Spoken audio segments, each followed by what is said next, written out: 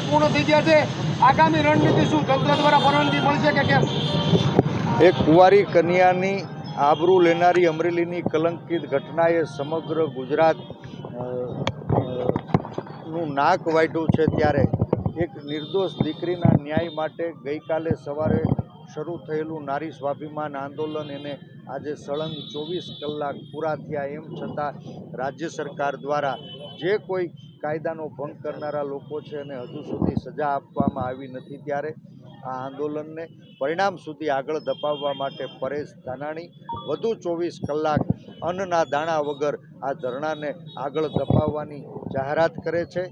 આ બનાવ જેના કારણે બન્યો છે, જે રાજકીય સાઠમારીનો નિર્દોષ દીકરી ભોગ બની છે, એ સત્યને ઉજાગર કરવા માટે સ્થાનિક ચૂંટાયેલા પ્રતિનિધિ અને રાજ્યના નાયબ મુખ્ય દંડક કૌશિકભાઈ વેકરિયાનો નાર્કો ટેસ્ટ કરવા માનનીય મુખ્યમંત્રીને આ સમિતિ વિનંતી કરે છે। આ શંકાસ્પદ આરોપીઓની ધરપકડ કરી દરમિયાન રાજ્યના ગૃહમંત્રી હવામાં ઉડી અને ચાર્ટર્ડ ફ્લાઇટ દ્વારા તત્કાળ અમરેલી આવ્યા હતા। ત્યારે શું રાજ્યના ગૃહમંત્રી હર્ષ સંઘવીની પણ આ પ્રકરણમાં સંડોવણી છે, એ ગુજરાત જાણવા માંગે છે। ત્યારે કૌશિકભાઈ, હર્ષભાઈ અને અમરેલી એસપી વચ્ચે આ સમયગાળા દરમિયાન કેટલી વખત વાતચીત થઈ, શું વાતચીત થઈ, એ જાણવાનો ગુજરાતને અધિકાર છે। એટલે હર્ષભાઈ સંઘવીનો પણ નાર્કો ટેસ્ટ કરાવવામાં આવે અને એના આંતરિક કોમ્યુનિકેશન, એ ટેલિફોનિક હોય, વોટ્સએપ કોલ હોય, સિગ્નલ હોય કે કોઈ પણ સોશિયલ મીડિયાનું પ્લેટફોર્મ, એની તપાસ કરવામાં આવે, આ મંચ ઉપરથી સમિતિ માગણી કરી રહી છે।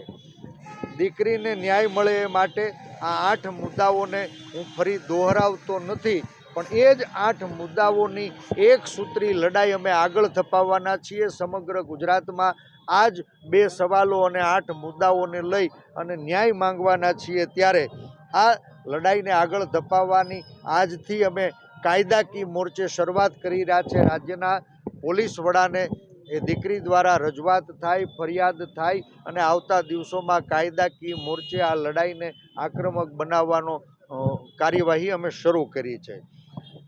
આ ધરણા વધુ 24 કલાક ચાલશે અને આવતીકાલે સવારે અમરેલીના વેપારીઓને સ્વૈચ્છિક રીતે આ દીકરી ઉપર જે અત્યાચાર થયો છે, અડધો ટક બંધ પાડવાની વિનંતી કરી છે।